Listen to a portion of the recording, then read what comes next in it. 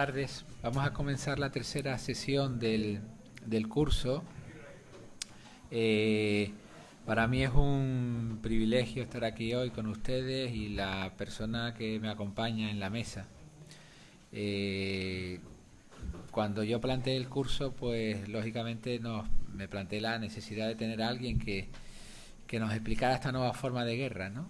Esto que puede ser un paradigma del nuevo enfrentamiento que estamos viviendo, que ya los ponentes nos están matizando hasta qué punto, decíamos ayer también, esto es una nueva era, estamos en una nueva era de las relaciones internacionales, un hito en muchos sentidos también en este nuevo tipo de guerra. Y cuando pensé en la persona que podría acompañarnos, pues la verdad es que todos los caminos llevaban a Roma, ¿no? Y entonces me encontré con que pues la invitación que le cursé al general y profesor Davara pues contó con una inmediata aceptación que yo le agradecí enseguida. Y este es el gran mérito que tienen estos cursos, no del director, sino que los ponentes quieren venir aquí. También es cierto que que Canarias no tiene un mal tiempo, no es del todo un sitio muy malo para viajar. Solemos tratar o queremos tratar siempre bien a nuestros invitados y los temas también suelen ser oportunos, ¿no? Y siempre nos han acompañado pues los máximos especialistas, como ustedes están viendo, y ese es el caso de la persona que nos acompaña hoy. Yo les voy a leer algunos de los méritos, pero ahora veníamos hablando y yo les había leído que además había hecho otras cosas, que luego, si me acuerdo de algunas, se las menciono. Bueno, Fernando Davara Rodríguez, el doctor Davara es general de Brigada de Artillería retirado, diplomado del de Estado Mayor, físico, especialidad de automática e informática y doctor cum laude en Ingeniería Informática. En la actualidad es presidente de la Fundación España Digital, secretario del Consejo Asesor del Clúster de Ciberseguridad de Madrid, miembro del Consejo Asesor del Foro de Gobernanza de Internet España y vocal de la Asociación Española de Auditores de Seguridad. Asimismo, el doctor Davara es académico de la Diplomacia del Reino de España, miembro de la Asociación Española de Militares Escritores, del Ateneo de Valladolid y rector de honor de la Sociedad de Estudios Internacionales. En el ámbito académico, cuenta con una amplia experiencia docente, impartiendo formación de grado, formación de posgrado, doctorado en varias universidades, entre ellas la Politécnica de Madrid, Antonio de Nebrija, UNED y otras muchas universidades. Ha sido director académico del Máster Universitario en Dirección y Gestión de la Ciberseguridad de la Fundación AUCAL, profesor y asesor de diversos máster y cursos de posgrado, entre ellos del curso de especialista universitario en inteligencia, Instituto Universitario General Gutiérrez Mellado. El director de ese instituto nos acompañaba el primer día, la directora anterior nos acompañará también mañana, y también pues profesor de ciberseguridad, inteligencia empresarial en cursos y maestría de diversas instituciones de España e Iberoamérica. Y entre otras muchas cosas que yo leí de su currículum cuando buscaba al ponente idóneo, pues fue director de la plataforma de satélites, del Centro de Satélites de la Unión Europea, el único español que ha ostentado ese cargo. Como les decía, para mí es un honor tener aquí hoy al doctor Fernando Davara Rodríguez, que nos va a hablar de crisis y conflictos cibernéticos, las nuevas formas de guerra. Muy bien. No sé si está en marcha. Sí. Bueno, pues muchas gracias, Javier.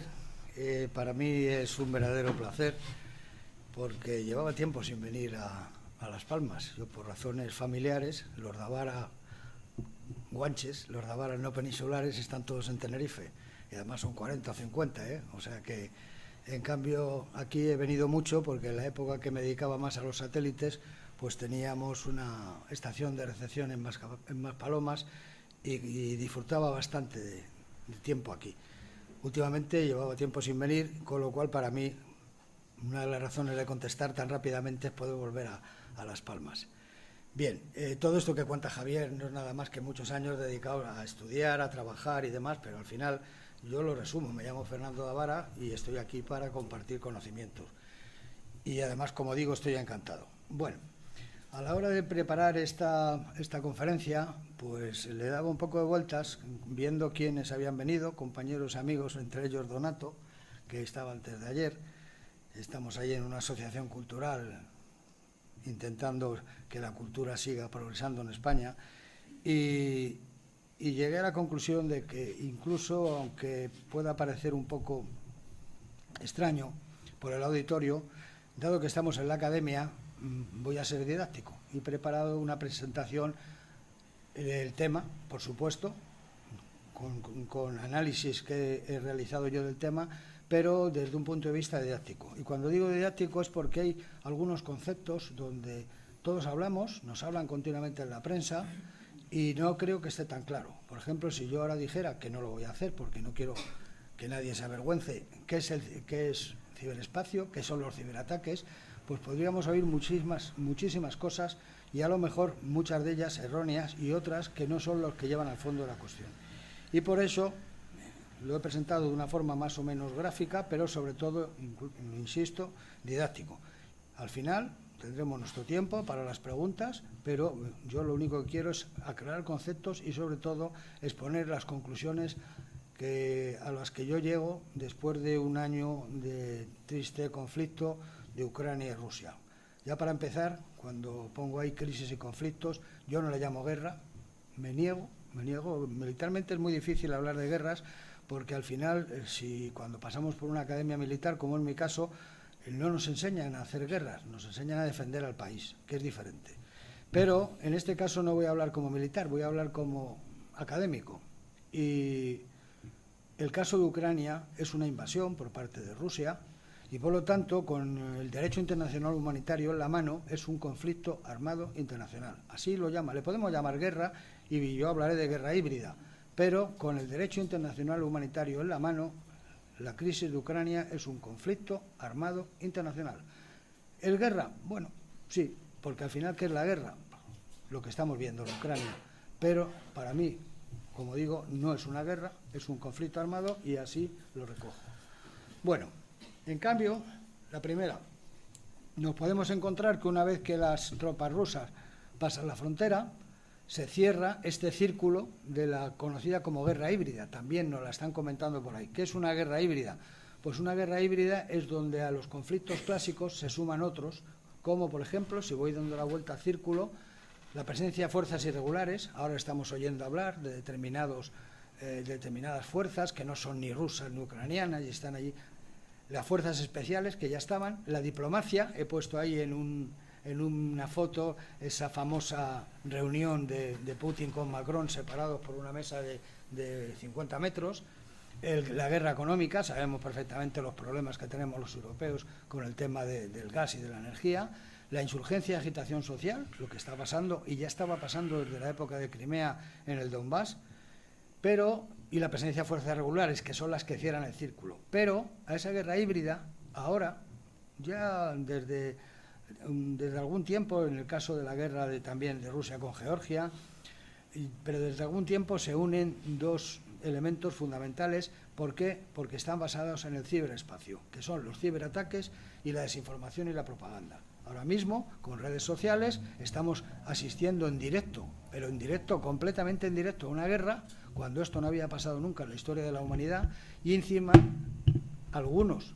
actores, como comentaré luego, están cooperando a la guerra. Actores que no tenían por qué estar en la guerra, pero que utilizando redes sociales y medios sociales están cooperando a la guerra. Con lo cual, yo he subrayado en este círculo de la guerra híbrida, he sacado dos, los ciberataques y la desinformación y la propaganda, porque van a ser el objeto de la conferencia. En el segundo caso, solamente una diapositiva, pero es algo, también concepto, que a mí me gustaría aclarar, y sé que lucho a lo mejor contra determinados sectores muy corporativistas, como pudiera ser algún tipo de medio de comunicación social, no de red social, pero yo estoy acostumbrado, así me educaron en mi familia, me educaron en una academia militar, me educaron en las universidades donde he estudiado, y estoy acostumbrado a decir la verdad, y si creo que es mentira, La que yo creo, me lo callo. Pero si creo que es verdad, no tengo ningún problema en contarlo. ¿Y por qué hablo de eso? Porque para mí esto de las fake news es un completo oxímoron. Una noticia no puede ser falsa. Luego, si una noticia es falsa, no es una noticia. Yo no quiero llamarle fake news, creo que nos manejan con esto de las fake news. ¿Por qué? Porque queda mucho más bonito hablar en estos términos, igual que queda muy bonito hablar de coach en vez de entrenador. Pues está muy bien, pero las fake news para mí no existen. ¿Para mí qué existe? Los tres tipos que tengo en los cuadrados: la desinformación, la información maliciosa o la misinformación. La desinformación, es decir, aquella información que es falsa, no noticia, información. Las noticias no son falsas, las noticias son noticias. Aquella información que es falsa y además yo la difundo, o quien la difunde de forma intencionada, normalmente para hacer daño. Ejemplos los tenemos todos los días en nuestros WhatsApp, seguro. La información maliciosa es verdadera, es información verdadera, seguramente de algún político que está en mi oposición y entonces yo tengo información de él que es verdadera, pero la difundo de forma maliciosa. ¿Para qué? Para hacer daño también. Y la tercera, que es la misinformación. ¿Cuántos WhatsApps estamos recibiendo de pásaselo a todos tus contactos, que va a pasar esto, va a pasar lo otro y se va a producir un milagro? Es información que es falsa, pero quien la difunde no tiene mala intención. Porque cuando a mí me mandan un WhatsApp diciéndome que los perritos estos, si no los compro, no los paso a mis amigos, se van a morir porque no van a tener familia, pues es falso, no existen los tales perritos, pero quien lo está pasando no tiene mala intención.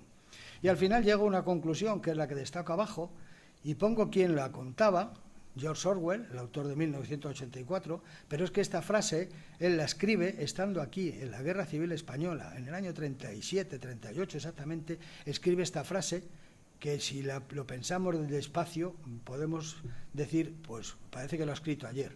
En una época, en esta, de engaño universal, decir la verdad es un acto revolucionario. ¿Cuántas verdades nos cuentan que no son verdad? El decir ahora mismo la verdad es un acto revolucionario. Y no quiero poner más ejemplos para no alargarme mucho más. Lo siguiente es el ciberespacio. ¿Qué es el ciberespacio? Lo primero, si estamos hablando de ciberataques, tenemos que tener claro qué es el ciberespacio.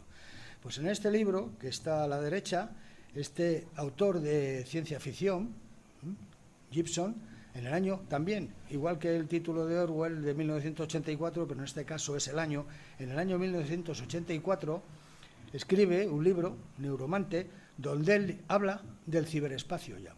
Estoy hablando de 1984, no había internet todavía, y él describe el ciberespacio, contracción de cibernética y espacio, como un universo paralelo al nuestro, real como la vida misma hoy en día, que está sustentado por una red virtual de ordenadores, real como la vida misma, donde se almacenan cantidades ingentes de información que las podemos explotar para adquirir poder. Y pongo poder porque si nos fijamos bien, lo que se está utilizando ahora generalmente por muchos actores, el ciberespacio, es para adquirir poder y para además utilizar ese poder. Eso es el ciberespacio. Pues a partir de ahí, pensemos, ¿tiene unas características determinadas? Pues a la hora de ver cómo se pueden lanzar ataques, a la hora de ver cómo podemos incluso defendernos o cómo no podemos defendernos, pensemos que es un espacio que es híbrido, es real y es virtual. Es virtual porque son las redes que están por ahí, pero yo pertenezco al ciberespacio y yo soy real. Todos los que estamos aquí, en algún momento, en nuestros teléfonos, en internet, en el correo electrónico e incluso pidiendo cita previa a Hacienda o al banco, estamos trabajando en el ciberespacio, luego es real. Segunda característica, es un territorio que no tiene estados, no tiene fronteras y no tiene elementos geográficos. Esto le viene muy bien a los malos. Puedo pasar la frontera porque no hay frontera. Puedo entrar en un sitio determinado porque no hay frontera. Y además no hay elementos geográficos que me lo impidan. Importante, y esto se lo repito a mis camaradas informáticos, lo repito mucho a los alumnos de las facultades y de las escuelas de ingeniería informática y demás, el ciberespacio no es solamente un elemento tecnológico. ¿Por qué? Porque al final, si no, siempre acabamos echándole la culpa cuando hay un problema de un virus que entra en mi empresa y resulta que me cogen la información y me la filtran, la secuestran y me piden un rescate. ¿La culpa de quién es? Del informático. No, la culpa no es del informático. La culpa es del CEO de la organización, la culpa es del Consejo de Administración, la culpa es de todas las personas que no meten el ciberespacio y los ciberataques y la ciberdefensa en la estrategia de la organización. La culpa es quien no tiene un plan director de ciberseguridad cuando tiene un plan director de seguridad en su empresa. La culpa es de todos. La ciberseguridad, el ciberespacio tienen que estar en la estrategia empresarial, a la fuerza. No puede ser echarle la culpa al informático. Y no me defiendo como informático porque realmente mi vida profesional ha transcurrido siempre, gracias a Dios, porque es lo que elegí muy jovencito en las Fuerzas Armadas. Es interactivo, una gran ventaja que tiene el ciberespacio, pero ha sido el gran problema que nos ha traído la parte mala de las redes sociales. Hasta que se llegó la web 2.0, lo que yo denomino la web social, nosotros lo que hacíamos era recibir información. Entrábamos, navegábamos y descargábamos.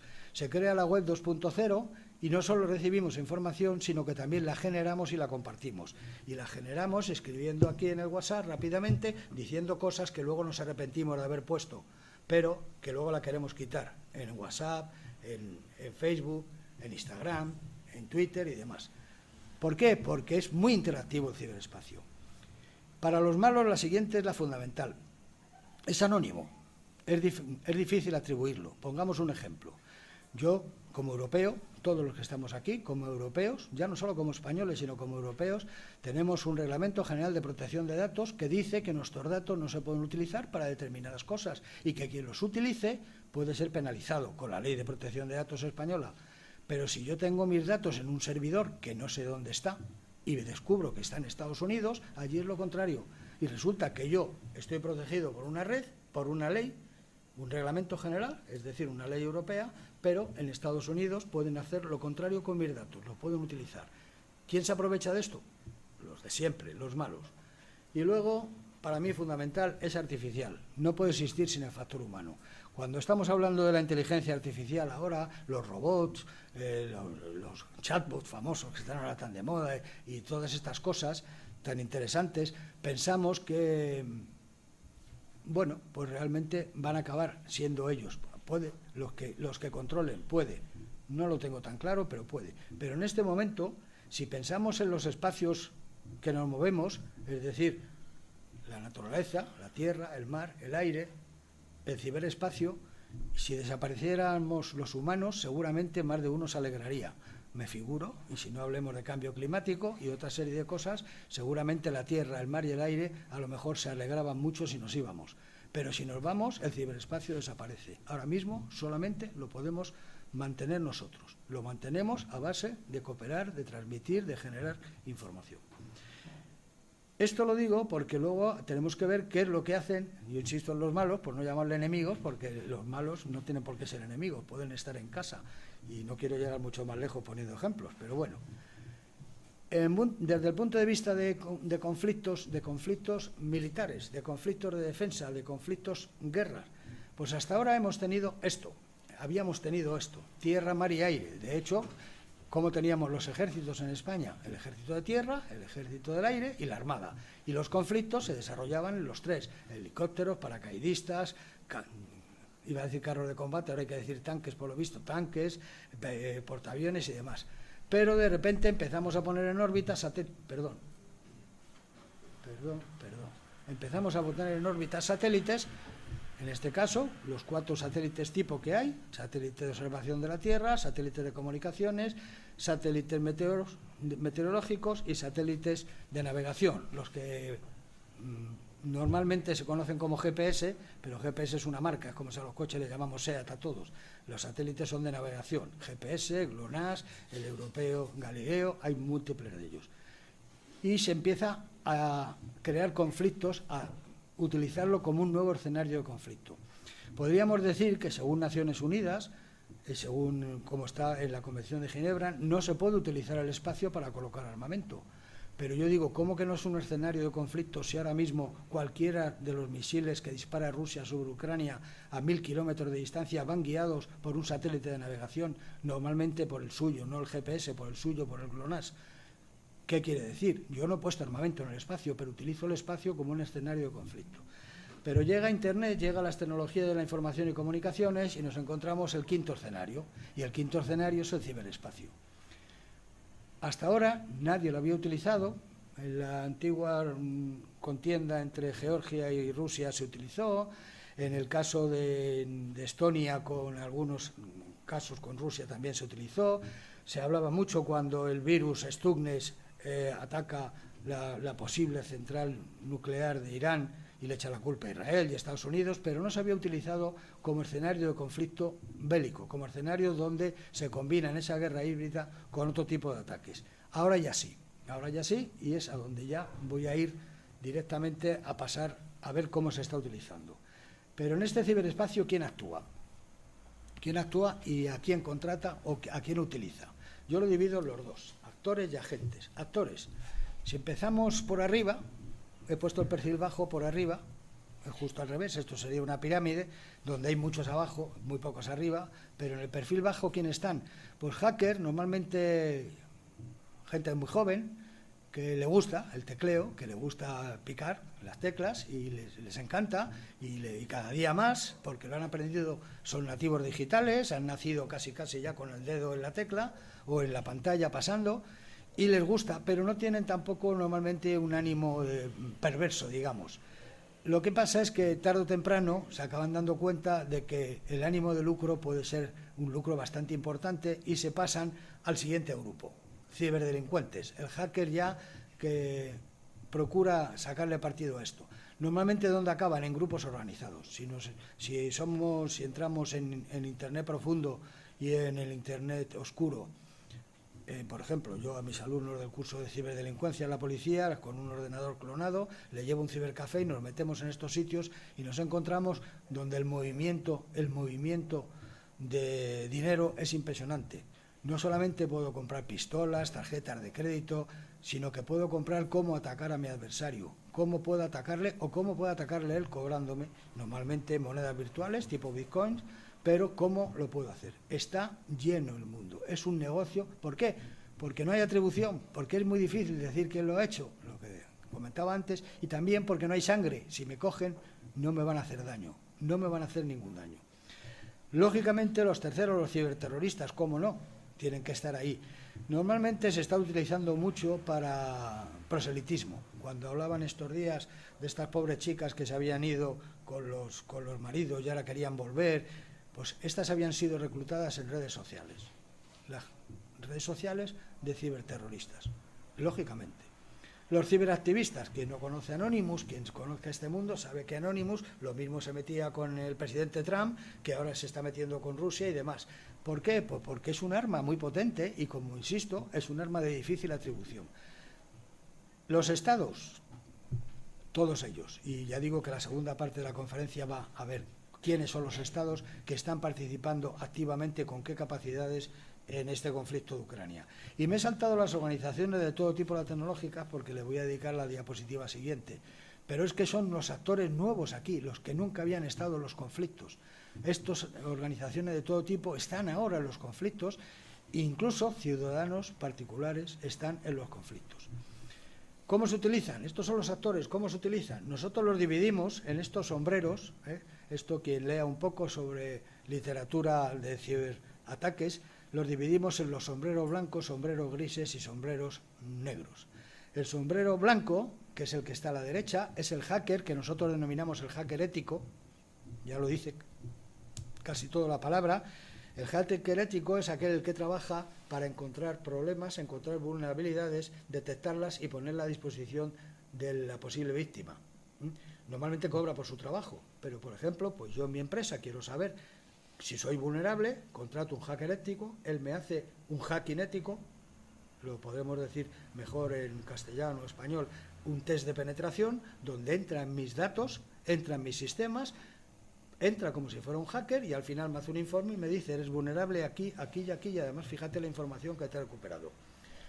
¿Cuál es el problema de los hackers éticos? Pues que tarde o temprano se van a dar de cuenta que si ellos cobraban X euros o X cientos de euros por hacer un test de penetración o hacer un hackeo de este tipo, podrían multiplicar por 1000 si se pasan a los de en medio. Soy ético, pero relativamente. Depende de lo que me pagues. Y además no solo eso, he descubierto tal cantidad de cosas tuyas que creo que por 1000 euros no lo arreglamos. Ahora ya te pido algo más. Y entonces tenemos los hackers del sombrero gris que están ahí suelen ser éticos, pero son más legales que éticos, por decirlo de otra forma. Y nos vamos a los de sombrero negro, que son los verdaderos hackers, los que están actuando continuamente, que no tienen ningún problema en hackear lo que sea, que lo mismo hoy están en el hospital en Barcelona, que el otro día estaban en la SEPE y anteriormente estaban en la policía y el otro día en Hacienda, y así podemos ir contando todos los días montones de ellos.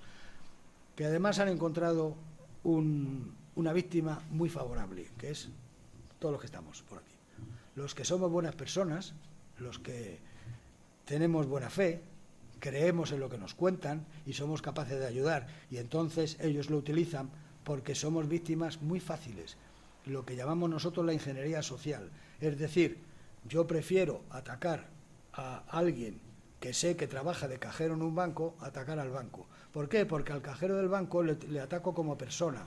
¿Y cómo le mando un correo electrónico en el que le digo que le debe a la compañía de luz 1.000 euros? Y que pincha aquí y él dice, si yo no tengo esa compañía de luz, voy a entrar y voy a decir que se han equivocado. Y en el momento que entro, le he dado mis claves y él ya puede entrar en el banco. Si no me ha robado mi información. Pero ya puede entrar en el banco. Con lo cual se aprovechan, por eso lo llamamos ingeniería social, se aprovechan de nuestra buena fe. Yo me canso de repetir a mis amigos, cada vez que me mandan un WhatsApp, cada día me gusta menos el WhatsApp precisamente por eso, en el que me dice, pásale esto a todos tus contactos, pero de verdad habéis mirado lo que estáis viendo. ¿No os dais cuenta que normalmente os están tomando el pelo y que os están utilizando para tener muchos contactos? ¿Por qué? Porque si fuera un hacker de estos de sombrero negro, ¿yo qué haría? Tener muchos ordenadores controlados, muchísimos, sin que nadie se diera cuenta. Ni atacaría, ni le borraría el disco duro, ni le robaría los datos. Tendría muchos ordenadores, miles, cientos de miles de ordenadores, con lo cual, si le doy una tecla, lanzo un ataque y lanzo un ataque de cientos de miles de ordenadores. A donde voy lo paralizo. Se aprovechan de nosotros. Bueno, y entonces me voy hacia Ucrania y empezamos a ver noticias de prensa que nos dicen pues cosas como estas, desde que ha aparecido el nuevo malware como el limpiaparabrisas que Elon Musk, era lógico que estuviera ahí en medio, que Ucrania recibe ayudas. Bueno, yo he puesto ahí ese dibujo en negro. Poco antes de la invasión se hackeó casi todas las redes gubernamentales ucranianas en 4 idiomas, en polaco, en ruso, en ucraniano y no sé cuál otro, donde les decían empezar a temblar, vamos a por vosotros. Ucrania ya estaba recibiendo desde hace muchos años ataques. Esto no es nuevo. Mucho antes de que entraran los tanques ya estaban recibiendo ataques. Pero entonces, utilizando esto, pues presento a ciertos actores y nos encontramos Viasat, arriba, a la derecha, a la izquierda, ya no sé dónde miro, si allí o aquí.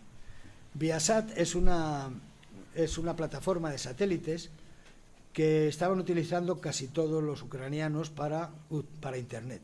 Pues nada más comienza la invasión, Viasat es hackeado totalmente, paralizan casi todo Internet de los ucranianos, y no solo eso, sino que algunas empresas alemanas, sobre todo de aerogeneradores, se ven durante un cierto tiempo hackeadas. Inmediatamente, ¿qué pasa? Viasat era ya un actor que estaba presente, pero no estaba en la guerra, porque él no estaba en la guerra, pero ya ha empezado la guerra. ¿Y qué hace Viasat? Pues el dueño, que es Elon Musk, pone a disposición de las fuerzas ucranianas su otro satélite, el SpaceX, el Starlink. Dos actores que no tienen nada que ver ni con los estados, ni con los hackers, ni con los perfil bajo, ni con nada. Son actores que aparecen nuevos. Pero es que aparece Microsoft. ¿Y qué pinta Microsoft aquí? Ayudando a hacer inteligencia a las fuerzas ucranianas. Aparece Google. ¿Qué pinta Google aquí? Pues pinta que Google le dice al gobierno ucraniano, le dice, te van a hackear tus datos, te los van a coger y además te los van a vender. Pues sácalos del país y yo te los mantengo. Y ahora los datos de Ucrania están fuera de Ucrania, con lo cual si hackean en Ucrania, los datos siguen estando en otro sitio. ESET es una gran empresa de tecnología de la información dedicada sobre todo a antivirus, que está ayudando al gobierno italiano a conseguir sacar adelante todo su Internet privado particular. Es asombroso pensar cómo con todos los días misiles cayendo sobre las ciudades, con todos los días muertos, con un montón muy grande, demasiado tristemente, de ucranianos fuera de su país, y resulta que siguen viviendo, siguen con Internet y siguen whatsappeando como hacemos los demás. ¿Que cómo lo hacen?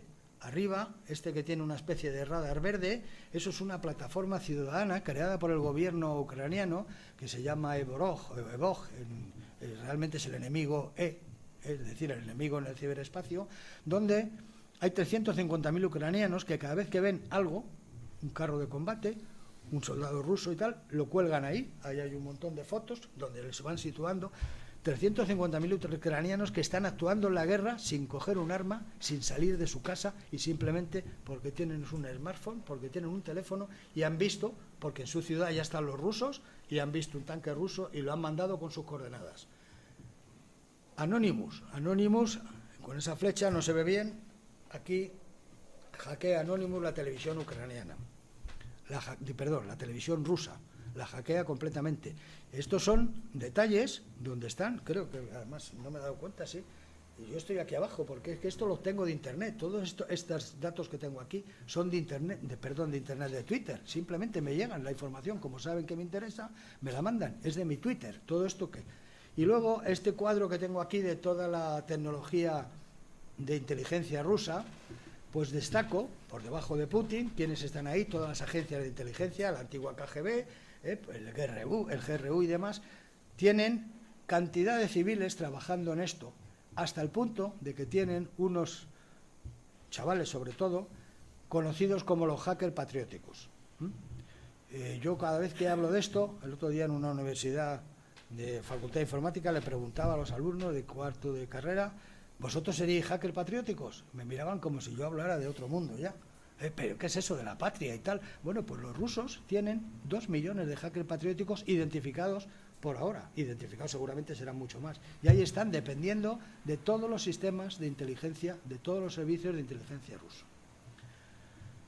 Bien, pero vamos aquí. ¿Y quién está actuando allí? Todos estos actores están allí, pero son actores intermedios. Hay uno que pone satélites, luego los quita, el otro le saca los datos fuera, el otro tiene mandando fotos de que ha visto un carro de combate ruso y demás.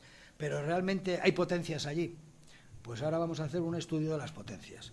Cuando comenzó el conflicto, yo leía, yo tengo vocación de analista, la he tenido desde hace muchísimos años, me gusta hacer análisis, y yo leía mucha información donde nos decían China es el más potente, Rusia es potentísimo, Rusia tiene unos servicios de cripto fenomenales y demás, y yo decía, pero ¿y quién lo asegura? Lo dice un periodista, con todos los respetos, que hoy está hablando de ciberespacio y ataque cibernético y mañana habla de si Credit Suisse ha tenido un problema ayer y la han tenido que financiar, y pasado mañana habla de que no sé qué le ha pasado a Biden, que no le ha dado la mano a uno y le tenía que haber dado la mano a otro. Hablan de todo y me tengo yo que creer todo lo que me cuentan. Entonces dediqué a hacer un estudio de cómo estaban las potencias, lógicamente basado, como se hacen los análisis ahora, en fuentes abiertas. Las fuentes abiertas de información están ahí, el 98% de la información está en Internet, hay que saberla buscar, hay que saber filtrar, hay que ponerla en contexto y hay que sacar conclusiones, pero están ahí.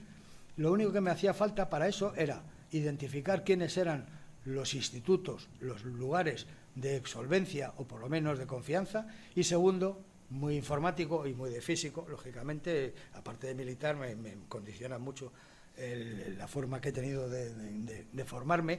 También como artillero, los artilleros somos muy cuadriculados para esto, necesitamos unas métricas, y entonces pues puse estas métricas, es decir, capacidades gubernamentales y globales, capacidades legales y normativas, capacidades de ciberseguridad y resiliencia, defensiva y ofensiva, por supuesto la academia, profesional, económica, tecnológica e industrial, y cooperación nacional e internacional. Con estas métricas hice un estudio a partir de marzo del año pasado, lo acabé más o menos en octubre, ahora lo estoy reformando, y llegué a una serie de conclusiones que, bueno, pues las tengo para mí, pero cuando me piden que hable del conflicto, pues las llevo, las presento, pero buscando la parte de defensiva y ofensiva. Yo no voy a contar ahora mismo si Rusia tiene una normativa importante, si tiene una capacidad legal importante o si coopera nacional e internacionalmente. Lo centro más en la defensa. Y hago mi top 10. Como está de moda los top 10, pues el top 10. Los 10 mejores. ¿Quiénes son los mejores? Hasta ahora, y digo hasta ahora. El primero, Estados Unidos. En el mundo de la ciberseguridad tiene un equilibrio en casi todas las capacidades de mis métricas. desde finales del siglo pasado lo está desarrollando. Hace como hace casi todo en Estados Unidos, lo público, lo privado, la universidad y la empresa están juntas, algo que es muy importante, con lo cual tiene, como digo, un ecosistema cibernético eficaz y poderoso. A la hora de atacar y defender, sus capacidades, tanto en defensa como en ataque, son equivalentes. Dispone de una estrategia nacional de ciberseguridad. Todas sus agencias, no solo las conocidas, la CIA y el FBI, sino también la Agencia Nacional de Seguridad, la NSA, todas están cooperando, cosa que no habían hecho, por ejemplo, cuando el ataque a las Torres Gemelas, que se estaban cada una escondiendo a la otra o lo contrario. En cambio, ahora sí cooperan y tienen una doctrina ciberofensiva muy desarrollada. El puesto número 2 lo ocupa China. Y digo que hasta ahora porque posiblemente esté ya alcanzándolo, o a lo mejor no ha llegado, o a lo mejor pasa en poco tiempo. ¿Y por qué, para mí, no ha llegado a ocuparlo? Porque, como conocemos lo que ha actuado China en estos años, su idea ha sido ser una potencia económica mundial. Se han dedicado al ciberespionaje, pero el ciberespionaje de patentes. A ver si podían hacer el mismo aceite que tenemos nosotros, el mismo jamón que tenemos nosotros, pero copiándolo. Y lo mismo que hablo del aceite y tal, recordemos el problema de Huawei, no era más que eso. Huawei a China le crea muchos problemas. ¿Por qué? Porque dependen de operadores occidentales. ¿Por qué? Porque se habían dedicado todo este tiempo a el ciberespionaje y a una segunda parte, al ciberespionaje interno, es decir, a controlar a sus ciudadanos. En China no hay Google. Google empezó a facilitar la vida a los chinos y el gobierno chino prohibió Google y no lo hay. Es el único país del mundo prácticamente donde Google no existe. ¿Por qué? Pues tienen su propio navegador que no podemos figurar que está controlado por el gobierno chino. Pero ahora, a la vista de los resultados, ya digo que Huawei ha sido el disparo, el que ha provocado esto, el cohete que ha puesto en marcha todo. En el plan quinquenal 21-25 han decidido digitalizarse totalmente, transformarse tecnológicamente y entonces han decidido que la ciberinteligencia es fundamental. Lógicamente, son unos grandes expertos en copiarte, son unos grandes expertos en espiarte, pues ahora lo van a hacer, pero para lo ofensivo y lo defensivo. Ya digo, yo no estoy seguro si ahora mismo ya están los segundos o están los primeros, pero están los dos muy destacados. El tercero tampoco es Rusia, el tercero es el Reino Unido. ¿Y el Reino Unido por qué? Porque tiene un modelo muy parecido al estadounidense, es decir, la cooperación entre academia, industria, investigación, desarrollo, innovación, empresas, es total en el mundo cibernético. Ellos consideran que la parte defensiva es fundamental, hasta el punto de lo que tienen todo centrado, como pongo ahí, en un Centro Nacional de Ciberseguridad, que encima es el responsable de la protección de infraestructuras críticas. Lo que pongo ahí, PIC, hablo de eso. Y aquí hago el inciso. Todos los días nos hablan de las infraestructuras críticas. ¿Nos ha dicho alguien lo que son las infraestructuras críticas? Lo tenemos muy claro. No, es que hay que tener cuidado, cualquier nota de prensa que leemos, cualquier anuncio, las infraestructuras críticas. ¿Pero qué son las infraestructuras críticas? Pues en España, y habría que enseñárselo a algunos de los que dicen que saben de esto, en España hay una ley de protección de infraestructuras críticas desde el año 2011, con un reglamento que lo desarrolla, donde dice claramente que las infraestructuras críticas son aquellas que dan servicios esenciales a los ciudadanos. Es decir, la infraestructura crítica es la energía, la infraestructura crítica es la banca, la infraestructura crítica es la sanidad, la infraestructura crítica, la seguridad y la defensa no son infraestructuras críticas, porque eso es responsabilidad del país, del Estado. En cambio, no está ni la seguridad ni la defensa en el reglamento de los 12 infraestructuras críticas que hay. Estas infraestructuras críticas en España, protegidas por ley, obligan a los operadores críticos, a una central eléctrica, a una estación de autobuses, le obligan a tener a un responsable de esa seguridad. ¿Por qué? Porque se consideran fundamentales para dar servicios a los ciudadanos. Al final, la conclusión, para mí, leyendo el reglamento y la ley, lo crítico no es la infraestructura, lo crítico es el servicio. Si a mí ahora me atacan en el hospital de Vallebrón en Barcelona, la culpa seguramente será del delegado de infraestructuras críticas del hospital, porque ese hospital es una infraestructura crítica que está catalogada por el Centro Nacional de Protección de Infraestructuras Críticas y tenía que tener una protección. Si demuestra que la protección era suficiente, pero que la han hackeado con más de lo que tenía que tener, no pasa nada. ¿Eso es una infraestructura crítica? Pues en el Reino Unido lo lleva el propio presidente del gobierno. Los siguientes, pues lógicamente aparece Rusia. Para mí hay una sorpresa importante bueno, conociendo y oyendo el discurso Putin, pues aquí sale también claramente. Ellos no hablan nunca de lo cibernético, ellos hablan de seguridad de la información. Tienen una estrategia nacional de seguridad, pero en esa estrategia de seguridad nacional, de seguridad, por encima de la ciberseguridad, es decir, la seguridad integral, holística, dice, las nuevas tecnologías se utilizan para interferir en los asuntos rusos, socavar su soberanía y violar la integridad territorial. Esto es un discurso que lo podemos oír cada vez que sale Putin a hablar de la guerra de Ucrania o del conflicto de Ucrania. La defensiva la tienen poco desarrollada. ¿Qué les ha pasado? Pues que han tenido que aguantar hackeos de Anonymous, cuando Anonymous no deja de ser unos hackers importantes, hackers activistas, pero no como para atacar a un Estado. En cambio, la ofensiva sí la tienen desarrollada, pero vuelvo a contar como lo dicen ellos, no como una capacidad cibernética de ofensa, sino desarrollo de fuerzas y medios de confrontación de información. Cuando digo SIC es por lo que dice su estrategia de seguridad. Yo, como no soy ruso, decíamos antes, cuando pienso en el contrario, si yo actuara como el contrario, pienso en no cómo haría yo si fuera yo, sino si fuera él, sino cómo hace él si es él. Pues yo no puedo pensar como un ruso, porque no soy ruso y no tengo esa mentalidad, y me cuesta trabajo entender qué quiere decir confrontación de información. Lo que sí tengo claro es que tienen tropas de información, que tienen agencias de inteligencia que están trabajando en esto y, como he dicho antes, que tienen a los hackers patrióticos, entre ellos el grupo de amenazas persistentes avanzadas 29, que están vinculadas a la antigua KGB y a la inteligencia militar. Esto suena un poco extraño, pero hay que ponerse en su lugar. ¿Quiénes van del 5º al 10º? Por no alargar mucho esto. Pues por orden de lo que a mí me sale, los Países Bajos, después Francia, después Alemania, después Canadá, después Japón y después Nueva Zelanda. Nuestro país no está entre los 10 primeros y no es que tengamos una parte cibernética muy mala, pero no estamos entre los 10 primeros.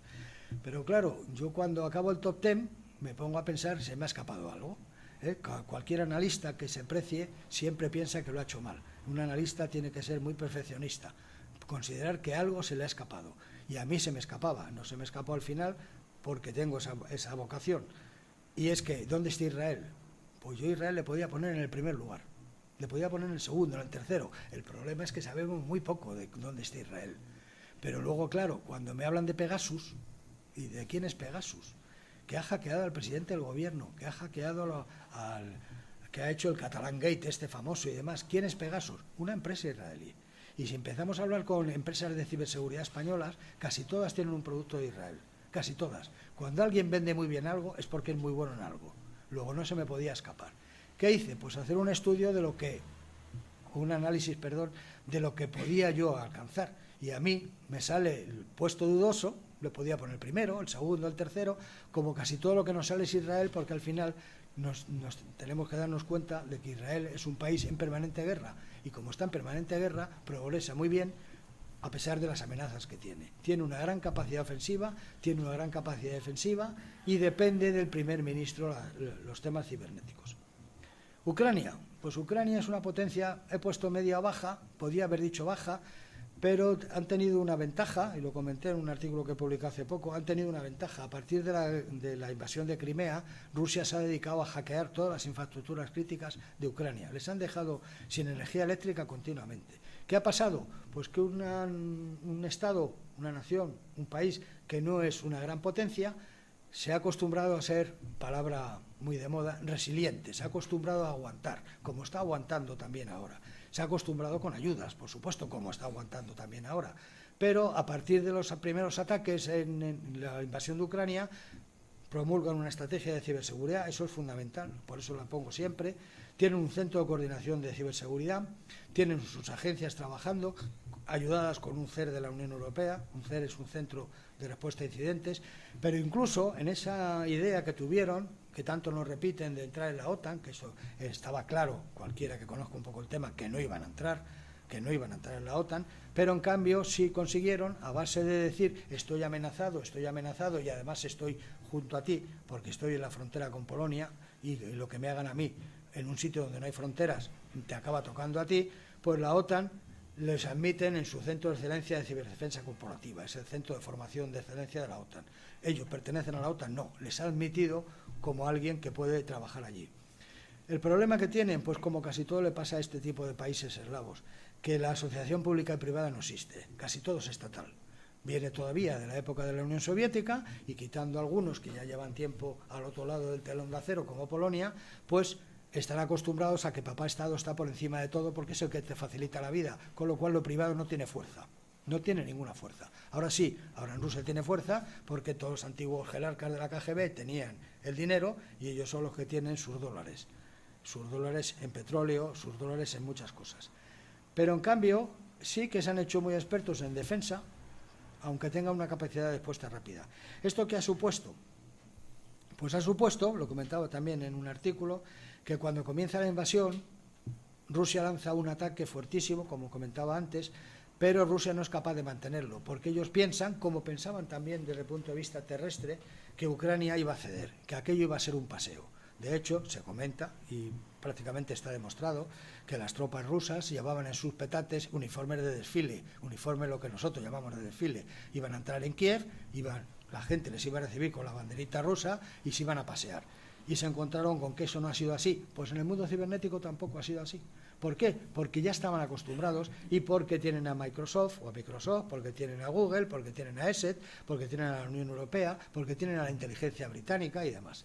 Con lo cual, pues, tiene unas capacidades relativas, pero en cambio, cibernéticamente están aguantando muy bien, hasta el punto de que están obligando a lo que yo llamo los ataques tipo naturaleza o tipo ola. Los rusos hacen un ataque como una ola, pero luego, cuando ha perdido la ola fuerza, tienen que irse para atrás, ya que estamos en territorio atlántico, creo que viene bien, exactamente igual que una ola. Yo ataco con toda la fuerza que tiene una ola, pero cuando he perdido la fuerza me tengo que volver atrás a recargarme otra vez, porque yo ruso ya no tengo fuerza para seguir atacando. Y eso es lo que está pasando cibernéticamente. Y nuestro país, que está involucrado a medias, pues bueno, nosotros somos una ciberpotencia media, yo pondría el 13, 14 por ahí. Tenemos unas capacidades muy equilibradas. ¿Por qué? Porque tenemos una gran ventaja, como en casi todas las cosas. El que yo haya estado 6 años en la Unión Europea me ha hecho un europeísta total, me ha convencido, porque creo que sin la Unión Europea no seríamos lo que somos y posiblemente ahora mismo tendríamos muchos problemas. ¿Y esto qué nos ha hecho? Pues nos ha hecho que tenemos mucha legislación, mucha normativa europea. Nosotros, por ejemplo, en derechos digitales somos un país avanzadísimo, pero claro, tenemos una ley de protección de datos que responde a un reglamento general de la Unión Europea. Tenemos una serie de normativas que responde. Ahora se va a aprobar la directiva NIS, la vamos a aprobar nosotros. Se ha aprobado la directiva de inteligencia artificial y nosotros tendremos que hablar de la ética de la inteligencia artificial, no solo de hacer robots y máquinas que aprenden, sino esas máquinas van a ser éticos o no van a ser éticos. Todo esto lo tenemos gracias a que somos una potencia, porque lo somos, no hablo de cibernético, pero también a que pertenecemos a una organización a la que yo insisto, no me canso de alegrarme de pertenecer. No sé lo que opinarán los demás.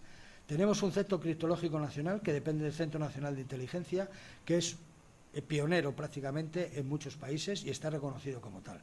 Tenemos el Instituto Nacional de Ciberseguridad, bastante bueno, el Centro Nacional de Protección de Infraestructuras Críticas, incluso en el mundo de la defensa se ha creado el Mando Conjunto al Ciberespacio, que pertenece al Estado Mayor de la Defensa, y luego tenemos unos grandes expertos en la Guardia Civil, en la Policía Nacional y en otros organismos que asumen labores de ciberinteligencia. Esto se demuestra día a día cuántos de los ataques se están paralizando gracias a nuestra Guardia Civil y a nuestra Policía Nacional. Y voy a acabar. Yo tengo una mala costumbre, digo mala costumbre porque yo procuro oír hacia el otro lado y entonces sé que hay veces que me dicen, pues ¿por qué no presentas conclusiones? Pues porque no me gusta presentar conclusiones, entre otras cosas porque estoy convencido como profesor o como formador, a mí me gusta más lo de formador, que las conclusiones es el resumen de lo más importante de lo que ya se ha dicho. Entonces, si voy a hacer un resumen de lo anterior, no puedo contar a lo mejor cosas que se me ocurren ahora. En cambio, si hago, como hace aquí el Rodin, la estatua de Rodin o el de arriba, en vez de conclusiones hago reflexiones, pues puedo hacer conclusiones sin llamarle conclusiones y puedo reflexionar con algo que no he contado. Y entonces digo, primero, ya lo he contado, ¿es un nuevo escenario de conflicto del ciberespacio? Por supuesto. Pero presenta múltiples desafíos. Tiene un enfoque multiescalar, lo hemos visto, los actores están presentes, están las ciberpotencias, pero también los otros actores, y además estos actores tienen diferentes propósitos y diferentes ambiciones. Ya no solo están los malos, es que hay buenos que tienen ambiciones y propósitos diferentes a nosotros. Esto nos obliga a que consideremos que la ciberseguridad y la ciberdefensa, yo las separo claramente, es algo ya que es una cuestión geopolítica. Estoy pensando en el título del curso, es una cuestión geopolítica y es una prioridad estratégica. Pero es que además, entre la pandemia, dichosa pandemia, y la invasión de Ucrania, dichosa invasión de Ucrania, nos hemos encontrado que no queda otra, que vamos hacia un nuevo orden mundial. No sé si será mejor o peor, no sé si será equilibrado hacia China o hacia India, no sé si será hacia Latinoamérica o hacia Occidente o hacia Rusia, pero lo que está claro es que vamos a un nuevo orden mundial. ¿Y esto qué nos implica? Pues esto es algo que, hable de lo que hable, lo voy a repetir. Y lo repito y lo voy a seguir repitiendo. Arriba tengo dos frases, para quien no las vea, las comento, de un gurú de la criptografía de principios de ese siglo, en que dice: si usted cree que la tecnología le va a resolver sus problemas de seguridad, o usted no conoce la tecnología, o usted no conoce la seguridad. Y como no le parece que ha dicho muy poco, pues va al otro lado y dice: los hackers amateurs atacan a los sistemas, los hackers profesionales atacan a las personas. Para mí, lo he dicho ya antes, creo que es así claramente. ¿Por qué? Porque el mayor riesgo de la ciberseguridad somos nosotros. Lo somos nosotros, porque somos buena gente, lo he repetido. En el mundo de la seguridad se repite mucho: el eslabón más débil de la cadena de la seguridad es el factor humano. Y yo lo pongo aquí. Entonces, hablo del factor humano porque además, como militar y como universitario, académico, profesor, creo en el factor humano como lo más importante que tenemos, tanto unos como otros. Sin el factor humano, sin la gente que tenemos con nosotros, no somos nada.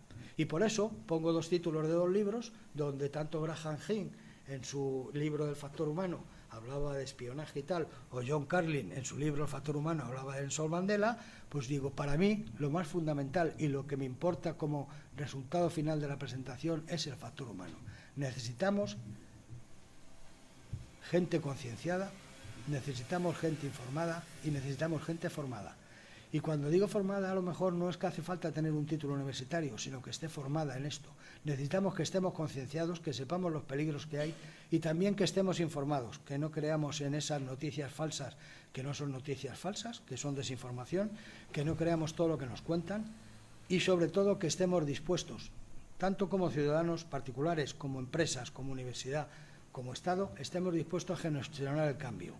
Si nosotros pensamos que Graham Bell hace posiblemente más de un siglo inventó el teléfono, cosa que no está clara, yo no lo tengo muy claro y se lo inventó él, y el siguiente teléfono importante fue un zapatófono, aquellos de teléfonos móviles de los años 90, pasaron 100 años para que hubiera un teléfono, y ahora miramos los teléfonos de principio de siglo y lo comparamos con el nuestro y nos podemos asombrar. Vamos muy deprisa, vamos muy deprisa. ¿Quién conoce todas las particularidades que tiene su teléfono?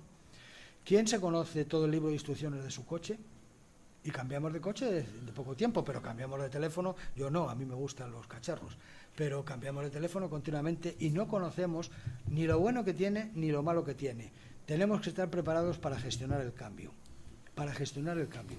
La estrategia, los planes estratégicos pueden seguir siendo a largo plazo, pueden seguir siendo a 5 años, pero pensando que dentro de 5 años el mundo cibernético ha podido cambiar tanto que a lo mejor ese plan ya no vale y por lo tanto en medio tenemos que estar dispuestos a cambiar el plan, adaptándonos al cambio. Y para eso, pues recuerdo a Darwin con su libro El origen de las especies. Luego explicaré por qué he tachado al pobre leopardo, pero le recuerdo a Darwin con su libro El origen de las especies, donde parece ser que dijo que no es la más fuerte de las especies las que sobrevive, por supuesto, no es la más inteligente de las especies que sobrevive, sino sobrevive la que se adapta al cambio. Y como no nos adaptemos al cambio cibernético, vivimos en la sociedad digital, los que tenemos hijos, los que tenemos nietos, como en mi caso también, vemos a chavales, bebés de 1 año y pico, que pasan el dedo para que se mueva. ¿Por qué? Porque son nativos digitales. Como no nos adaptemos a esta sociedad digital, con todas sus ventajas, con todos sus desafíos, pero también con todos sus peligros, no sobreviviremos como especie. ¿Y por qué he tachado? Pues porque yo leí esto una vez lo comenté y me dijeron, sí, sí, mira en internet los libros de citas y esta cita es de Darwin. Me volvió otra vez el espíritu analítico, cogí el libro, me lo descargué, le hice una búsqueda y la frase no está. Entonces dije, pues tengo que encontrar de dónde ha salido eso y quién se lo ha inventado, y así ya acabó. Este señor, un día, dijo eso. Este señor, que se llama Leon Megginson, dijo eso y dijo, como podría haber dicho Darwin, y ya se quedó con que lo ha dicho Darwin. Desafío a cualquiera de los presentes que coja el libro y me diga si lo encuentra. Y si lo encuentra, tendré que buscar algún tipo de premio que le daré por haber encontrado lo que no existe. Y nada más. Muchas gracias.